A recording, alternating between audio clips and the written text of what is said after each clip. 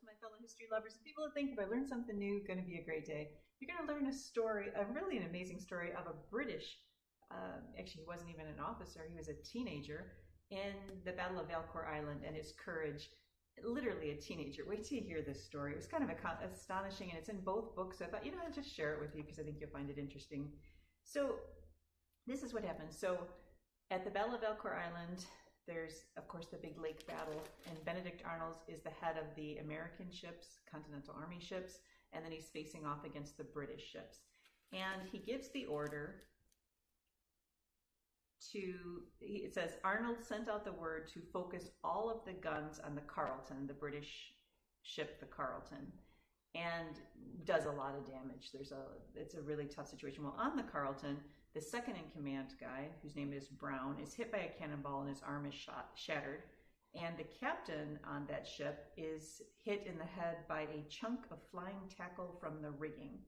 So, seeing no signs of life in their commander, the crew members lift the captain's body to heave it overboard. It was a standard practice of dealing with fatalities in the middle of a battle, because they're in the heat of the battle. The goal was to dispose of the dead men as quickly as possible, A, to minimize pooling of blood on the deck, and B, and there's almost a little bit of macabre humor there, to maintain the morale of the surviving soldiers.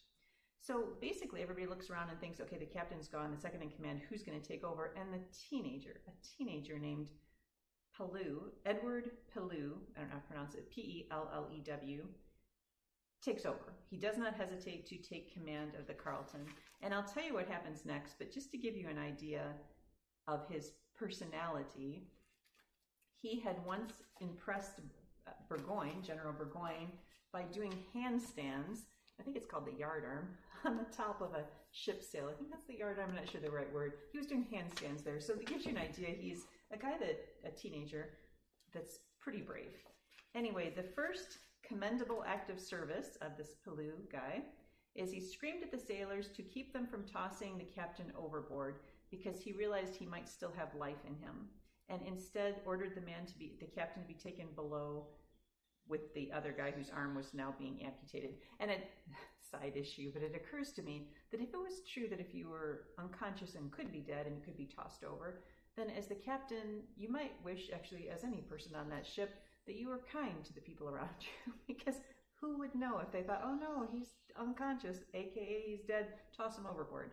Anyway, that was a little morbid, but it did occur to me that it was good that this guy saved his life. Anyway, so now what's going to happen? Well, now the next part of his courage is he realizes, it says, the Carleton, so again the British ship, the deck resembled a slaughterhouse with half of the crew killed or wounded.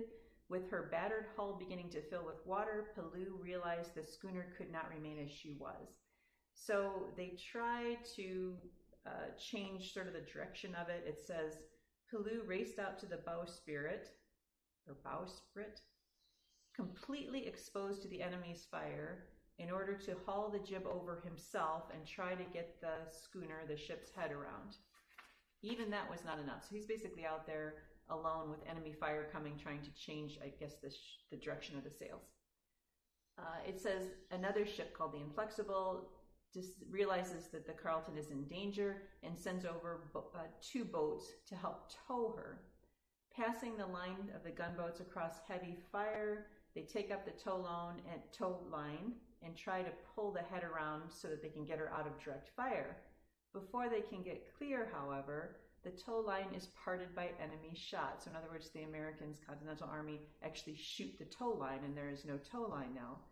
Pellew again risked his life going forward to pass a new, they call it hawser, which I assume means rope, and finally was able to tow the Carleton out of fire. And he will end up growing up to become, they told us here, he will end his days as an admiral, Admiral Viscount Exmouth. So he will just keep climbing up and up. It was kind of an amazing story. Anyway, I hope you enjoyed it. I enjoyed reading about it, and I always enjoy sharing, and I will see you another time.